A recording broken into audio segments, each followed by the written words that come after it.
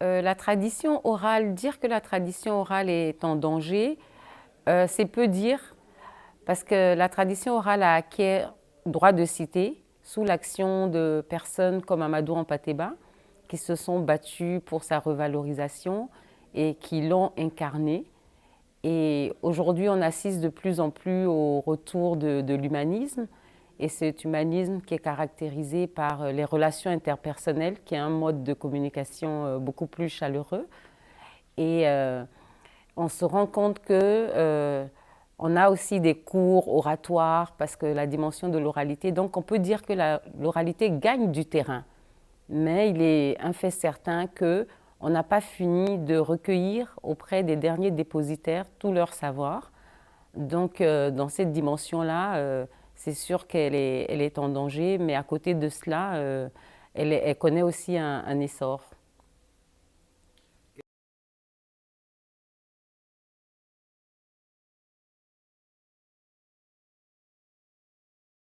Mais pour parler des obstacles que la Fondation connaît, il importe ici de rappeler la raison d'être de la Fondation, qui est d'identifier, préserver l'héritage documentaire que lègue Hampâté-Bâ, qui se constitue d'un fonds documentaire fruit de plus de 75 années de recherche et qui embrasse tous les différents faisceaux de la connaissance humaine. Et dans la poursuite de cet objectif, les obstacles que rencontre la Fondation sont d'abord d'ordre technique, parce que ces documents fragiles sont sur des supports très fragiles et donc il faut des spécialistes pour pouvoir le numériser. On essaie de faire ce qu'on peut, nous, déjà à notre niveau, mais on a besoin d'avoir un renforcement de nos capacités. Bah, donc, vous savez, le nerf de la guerre, c'est les finances aussi. Donc, on est confronté à un problème aussi de finances pour pouvoir arriver à poursuivre l'objectif qu'on a énuméré, à savoir préserver pour transmettre l'héritage que nous lègue Amadou Hampâté-Bâ.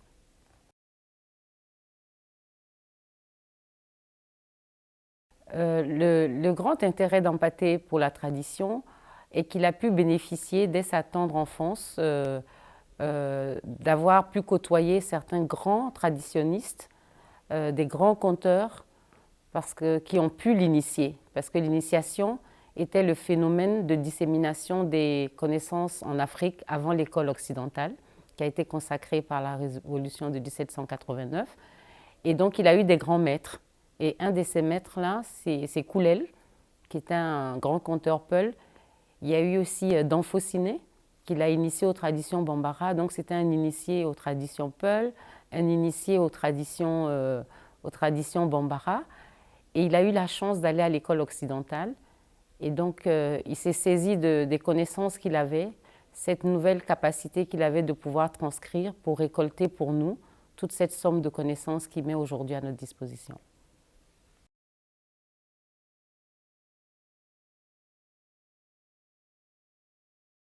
Euh, je- Amadou Hampâté-Bâ, l'originalité de sa démarche, c'est que ce dont il nous parle, il l'a vécu. Donc, il est un des grands témoins de cette Afrique qui a traversé différentes phases. Il a vu le premier administrateur colonial de son pays s'installer et le dernier partir. Il a eu la chance de vivre les périodes des indépendances, la période après les indépendances, et donc ce qui a donné toute la dimension d'Amadou Hampâté-Bâ. Ce dont il parle, il a vécu.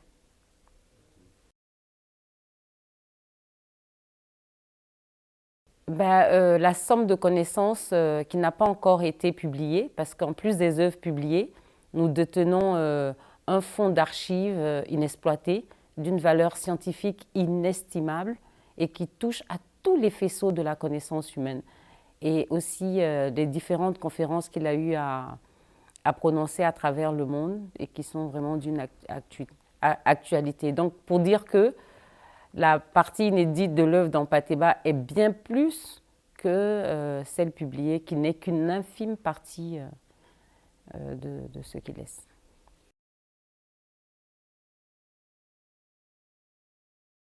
En écrivant, Amadou Hampâté-Bâ s'est projeté dans la postérité et son but était d'instruire les Africains et tout le monde de ce que l'Afrique avait comme valeur, comme principe. Et donc, il disait aussi qu'à chaque période, ces instruments, donc l'objectif final, c'est que le message recueilli, il a recueilli pour transmettre, transmettre pour instruire, et instruire avec des moyens appropriés, les moyens de notre temps.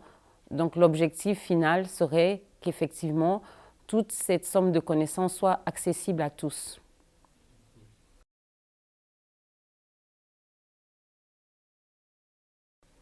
Ce risque est réel et c'est pour ça que je profite de cette tribune pour lancer un cri d'alarme. Ce cri d'alarme est aussi celui qu'Ampateba avait lancé lui-même au sein de l'UNESCO, en disant que si ce n'était pas recueilli à temps les données auprès des traditionalistes, ils allaient manquer un jour dans les pages de l'histoire humaine. Mais lui, il a consacré sa vie à recueillir pour nous un patrimoine. Mais nous, on vit aujourd'hui à l'heure de toutes les technologies modernes, mais aujourd'hui, ce patrimoine est menacé de disparition. Si rien n'est fait, encore aujourd'hui avec des moyens misérables, on peut sauver ce patrimoine. Si rien n'est fait avec des milliards dans quelques années, ce sera perdu et avec lui un pan de l'histoire d'Afrique et de l'humanité.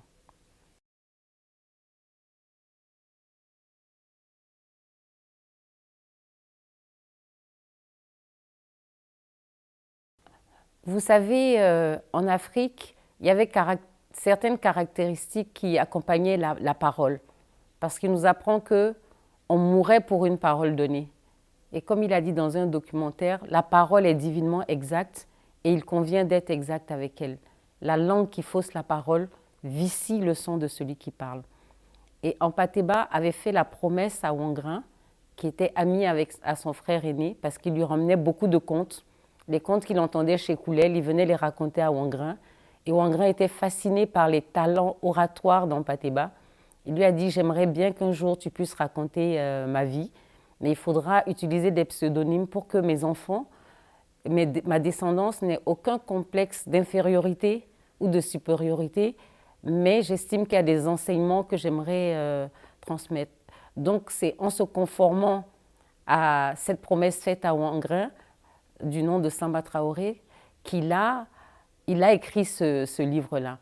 Mais maintenant, lorsque on écrit un livre, on ne peut plus imposer aux gens de pouvoir l'interpréter comme ils souhaiteraient, que les gens considèrent ça comme une biographie romancée, comme un roman, comme une fiction. Pour lui, il sait dans quel contexte il l'a dit, parce que, en fait, des gens de la dimension d'Ampateba, qui, bien qu'étant moderne, est aussi un traditionniste. Et chez les traditionnistes, on ne peut pas manquer à une parole donnée, on meurt pour une parole donnée et on ne se cache pas derrière un personnage. Parce que d'aucuns ont même dit que Ouangrin serait une autobiographie. Et moi, je me rappelle que je leur ai dit, le récit n'est déjà pas écrit à la première personne du singulier et il y a absence de données factuelles. Qu'est-ce qui, dans Ouangrin, correspond à la vie d'Ampaté? Et des gens de sa dimension ne sauraient manquer à une promesse donnée. Ouangrin n'est ni plus ni rien, mais c'est sûr qu'il donne des éléments intéressants, ça nous instruit sur un passé colonial, l'intelligence d'un homme. Mais Ouangrin pillait les riches, enfin, pour redistribuer aux pauvres. Donc il y a cette dimension qui est là. Et dans la misère la plus totale, il a su garder sa sérénité, être philosophe. Mais c'est ces leçons-là que Ampateba, sur lesquelles il insistait. Mais en réalité, il laissait la latitude aux gens de qualifier l'œuvre comme il le souhaitait. Oui, comme je viens de dire, parce que j'ai un document sonore dans lequel il dit que lorsqu'il écrit Ouangrin, des larmes lui montent aux yeux encore parce qu'il le revoit, lui racontant ses histoires accompagnées de Djelimadi, son griot. Et Ouangrin était si cher à Ampateba que jusque-là, il a refusé toutes les demandes d'adaptation cinématographique parce qu'il estimait qu'il ils ne comprenaient pas, ils n'étaient pas rentrés dans l'essence, ou peut-être que lui n'a pas su traduire effectivement qui était Wangrun. Donc jusque-là, il n'a pas voulu céder ses droits. Et moi, aujourd'hui, qui ai les pouvoirs, et je tiens aussi à respecter cette mémoire de Wangrun. Et j'ai, par exemple, un scénario que quelqu'un avait écrit. Il s'est insurgé contre ça, mais il a corrigé page par page, virgule par virgule. Donc, pour ceux qui seraient intéressés à adapter cinématographiquement Wangrun, je tiendrai ce document-là à leur disposition parce que j'aimerais que, pour respecter la volonté testamentaire du papa et sa volonté tout simplement, que ça puisse respecter ce que Wangrun a été effectivement.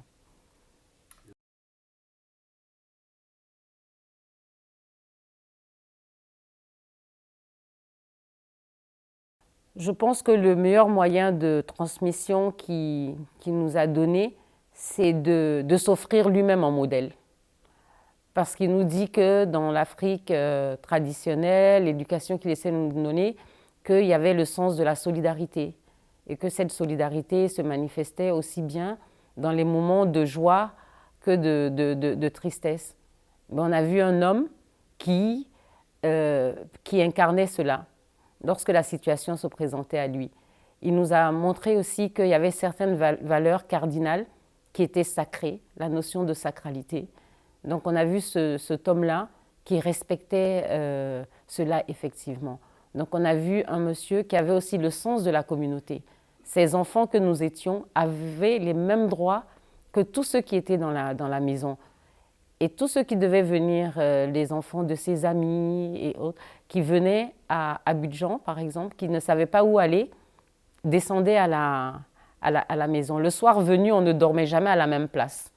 Parce que c'était qui vient en premier, qui se couche, et on mangeait tous dans un grand bol en communauté. Donc j'ai trouvé ça fantastique. Et voilà un monsieur que je n'ai jamais vu mentir. Je n'ai jamais vu mentir. Il était en règle avec tout. Et lorsque la fin du mois, le 31 du mois venait, l'enveloppe de tout le personnel était redistribuée à temps, comme il se devait. Et surtout, l'humilité qu'il prônait. Parce que c'est un monsieur tellement simple. Il était toujours en cotonnade. Il recevait aussi bien des présidents de république qu'un simple garagiste ou un mendiant venir, mais avec toujours les mêmes égards, le même respect, la même considération. Donc contre la violence, il a prôné la paix, il a prôné l'amour. Donc pour vous raconter une anecdote, une fois, il y a un monsieur qui est venu trouver papa en lui disant ce monsieur-là a dit ça de vous, etc. etc. Et Ampateba qui lui dit allez me le chercher. Il dit mais vous n'allez pas m'unir quand même. Il dit non, allez le chercher. Et la personne est venue. Une fois que la personne est venue, il était assis, lui il est toujours dans ses livres en train de lire. Il avait oublié que la personne était là. Après, cette personne qui était médisante envers lui, lui a dit mais vous m'avez fait venir, mais depuis vous ne me dites rien. Il dit ah mais j'ai oublié. Et il met sa main dans sa poche, il lui sort de l'argent, il dit tiens, je te donne ça. Et il a pris cet argent-là, il a dit empâté. Il dit je prie Dieu pour que Dieu vous donne tout ce que vous souhaitez dans votre vie, parce qu'aujourd'hui, je n'avais même pas de quoi donner à manger à ma famille. Et il est reparti. Et l'autre monsieur était là, il le regarde perplexe. Il dit, tu sais, lorsqu'un ennemi ou quelqu'un de malveillant fait des bénédictions pour toi, il dit, celui-là, Dieu l'agrée encore plus rapidement. Donc, voilà. Et c'était un homme aussi gai, qui ne se prenait pas au sérieux, parce qu'il disait toujours trop sérieux n'est pas très sérieux. Il disait que le rire est le baromètre de la bonne santé du cœur. Donc ces valeurs-là, il nous les a transmises d'une certaine manière, mais surtout, la valeur essentielle qui comptait le plus pour lui, c'était de lutter contre l'envie. C'était de lutter contre l'envie. Une fois, on avait un bal de fin d'année, donc on avait un uniforme que tout le monde avait, tous les élèves de notre promotion. On est venu demander à papa. Il a accepté le principe de nous payer cet uniforme-là. Après, il y a une de mes sœurs qui a dit « Et puis en plus, toutes nos amies ont. » Il dit « Ah bon ?» Il dit « C'est parce que vos amis ont que vous voulez avoir aussi. ben vous n'aurez pas. Il dit quand vous allez vouloir avoir des choses parce que vous-même vous le souhaitez, en ce moment-là, on en reparlera. Ce bal, vous n'allez pas aller. Et on n'est pas allé au bal, mais ça nous a servi de leçon. Il dit, il ne faut jamais envier son prochain, ne pas se dire parce que tel a ça, que je dois l'avoir et tout ça. Il dit, il faut qu'on se suffise de ce qu'on a et qu'on puisse garder notre âme sans pouvoir se ternir. Il nous disait, mes enfants, vous êtes comme drapés d'un drap blanc. Il dit donc, ce que d'autres personnes pourront faire et qu'on ne percevra pas, si vous le faites, vous allez pouvoir salir la réputation que j'ai essayé d'établir.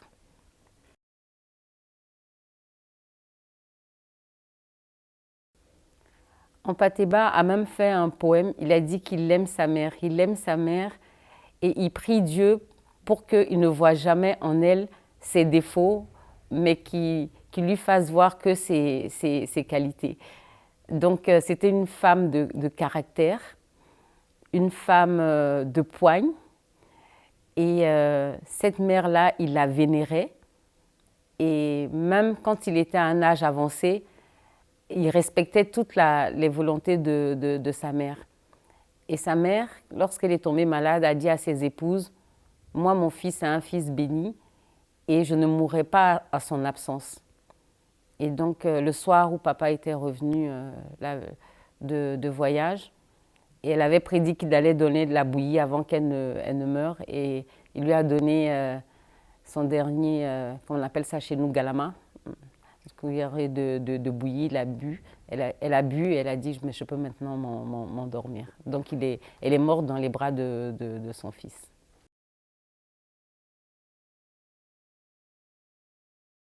Le sort que subissent les griots aujourd'hui est le sort que subit l'Afrique avec toutes les mutations qu'elle a connues et l'introduction d'un matérialisme où le spirituel est dissolu, ou est-ce qu'on n'a pas su garder ce qu'il y a d'essentiel parce qu'aujourd'hui c'est l'argent qui compte, comment capitaliser, comment avoir le maximum. Donc qui ont détourné certaines catégories de griots parce qu'on ne pourrait pas généraliser de leur rôle social sacré d'antan. Parce que dans l'histoire générale de l'Afrique, il y a un chapitre qu'Ampateba a écrit, La tradition vivante, dans lequel il classifie les différents types de griots. Pour lui, il y a 3 types de griots. Les griots généalogistes, qui étaient des grands historiens, des griots qui étaient des ambassadeurs, qui étaient chargés de régler les différends lorsqu'il y avait des problèmes entre 2 familles et de sceller aussi les unions. Et il y avait, pour finir, les griots qui étaient des animateurs publics, qui étaient des chanteurs. Et aujourd'hui, c'est cette qualité de griot qu'on voit beaucoup et qui, sans connaître les personnes ou au plus offrant, chantent des louanges, ceux qui détournent un peu du rôle initial qu'avaient été les griots, parce que les griots étaient rattachés à des familles et ils chantaient les cantiques, ils savaient de quoi ils parlaient. Mais bon, comme on a dit, il faut éviter de tomber dans des généralisations abusives. Il y a du bon, il y a du mauvais.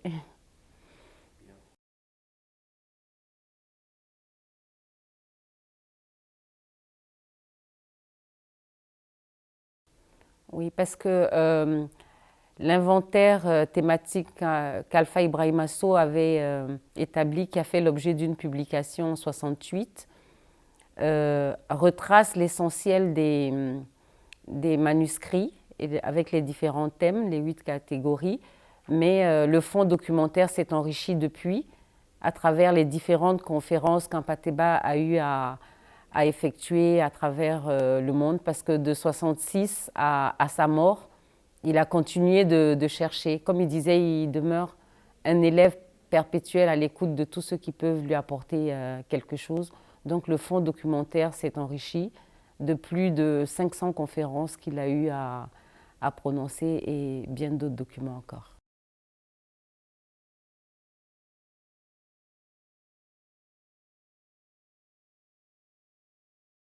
Malheureusement, l'homme et l'environnement est le fruit de son environnement social. On n'a pas eu la chance de baigner dans l'univers qu'a été Ampateba. Donc, On le retrouve un peu dans les écrits comme tout le monde, mais on a baigné dans les valeurs qu'il a inculquées, comme je disais, parce qu'il n'a pas coupé avec sa culture malienne.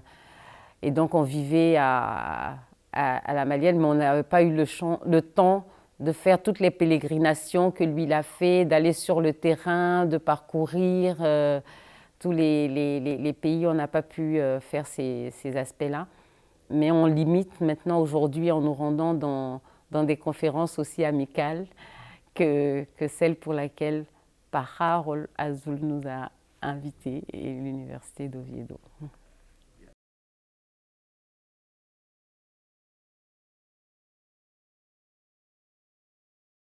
La tradition peut contribuer au progrès de l'Afrique de manière irréfutable. Elle est même sa base inconditionnelle. Parce que il serait ridicule que les Africains soient une parodie des autres.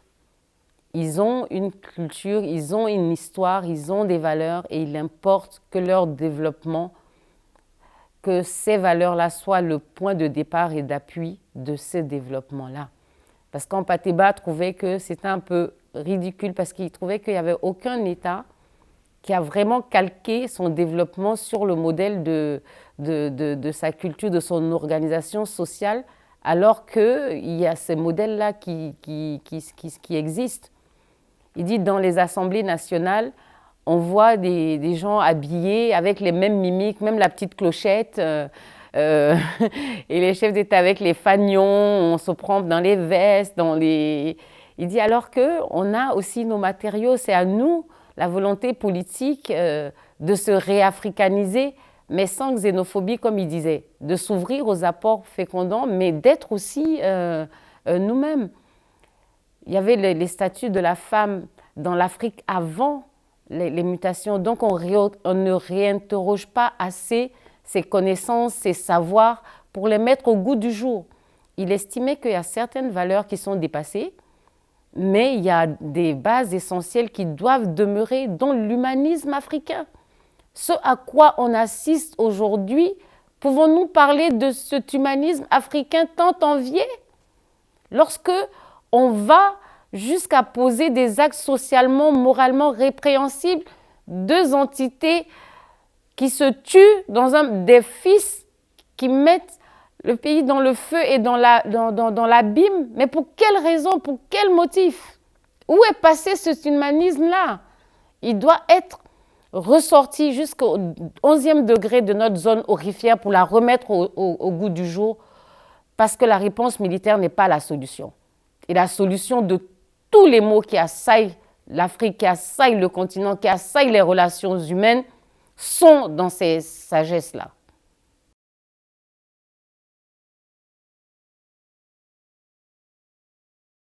Le problème demeure le même. En les accompagnant, parce qu'on reproche souvent aux jeunes de de ne pas faire ci, de ne pas faire ça, mais qu'est-ce qu'on leur donne? Quel modèle leur offrons-nous? Ils sont désemparés, ils sont en quête d'eux-mêmes. Donc nous devons aider les jeunes âmes à se ressourcer dans les valeurs fondamentales de leur civilisation. Ça, c'est la première démarche. C'est la première démarche à faire pour aider à ces jeunes-là de se connaître eux-mêmes et de valoriser ce qu'ils ont, de montrer qu'eux aussi, ils ont à apporter aux autres et de leur montrer aussi que l'accumulation du capital des richesses n'est pas la fin en soi. Parce qu'on peut avoir de l'argent, mais on peut le perdre. Et c'est ce qu'Ampateba disait, il y a 3 types de folie. Il y a la folie mentale en tant que telle. Il y a ceux qui n'ont rien, qui n'ont jamais pensé qu'ils vont avoir et qui sont surpris par la fortune. Il dit c'est des coqs qui se trouvent perchés au sommet par hasard et qui se prennent pour des autruches. Il dit il y a ceux qui ont tout et qui perdent tout aussi et qui deviennent fous. Mais tout ça est capitalisé par l'avoir. Et si les jeunes migrants qui viennent, si leur valeur essentielle, c'est d'avoir les richesses, Mais une richesse sans paix de cœur, sans paix d'âme, sans reconnaissance, avec des frustrations, d'humiliation, à quoi servent ces richesses-là? Et le devenir de l'Afrique réside dans les entrailles de ses fils et filles. Les autres ne viendront pas faire le développement pour nous. Et l'Afrique a besoin de ces jeunes. Mais il faudrait qu'ils soient accompagnés, qu'il y ait des volontés politiques de décomplexer déjà et de faire que les jeunes soient acteurs eux-mêmes de leur développement. Et c'est ce que nous, à notre humble niveau, parce qu'on se dit qu'il y a le politique et il y a ce que nous, on peut faire aussi à notre niveau. Donc, c'est ce à quoi on s'emploie. Et je crois qu'en cela, il y a des points de convergence entre la Fondation Pajarol Azul et l'Université Oviendo. Parce que les démarches de tout ça, c'est quoi? C'est la bataille pour la mémoire. Et préserver la mémoire, c'est sauver l'humanité. Parce que si on n'a pas de mémoire, on n'a pas d'âme. Si on n'a pas d'âme, on va où? Vers ce monde hideux où l'homme devient l'ennemi pour l'autre, au lieu de prôner l'amour, de l'aimer. Et voilà les réalités auxquelles nous faisons face et que nous devons dénoncer de toutes nos forces, mais apporter aussi une contribution, aussi modeste soit-elle. Dans la lettre à la jeunesse en Pateba nous dit, on ne sait pas de quelle action la plus minime pourra découler un événement qui changera la face des choses, et l'espoir fait vivre.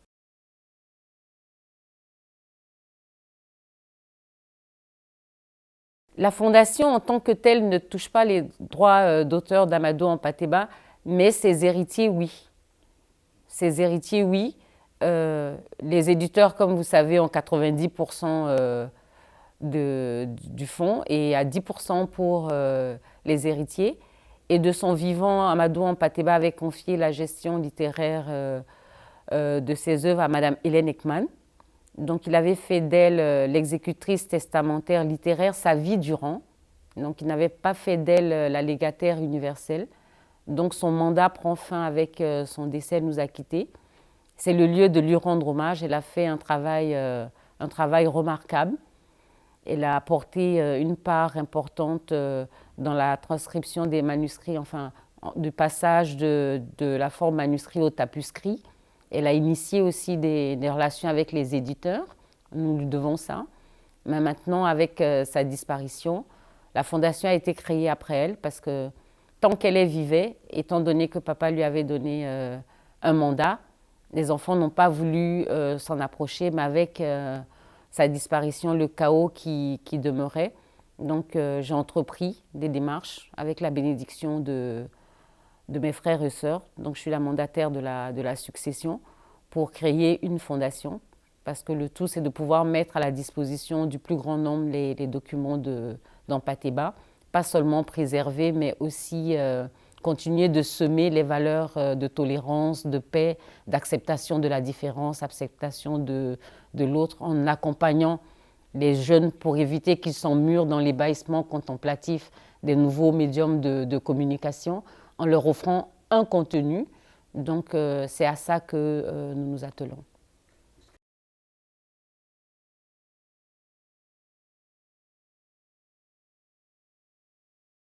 Non, la production d'Hampâté-Bâ est disséminée entre les documents que Mme Ekman avait envoyés sur place à Paris, qui sont aujourd'hui illégalement détenus par un institut IMEC, qui n'ont pas un mandat en tant que tel, et à Abidjan.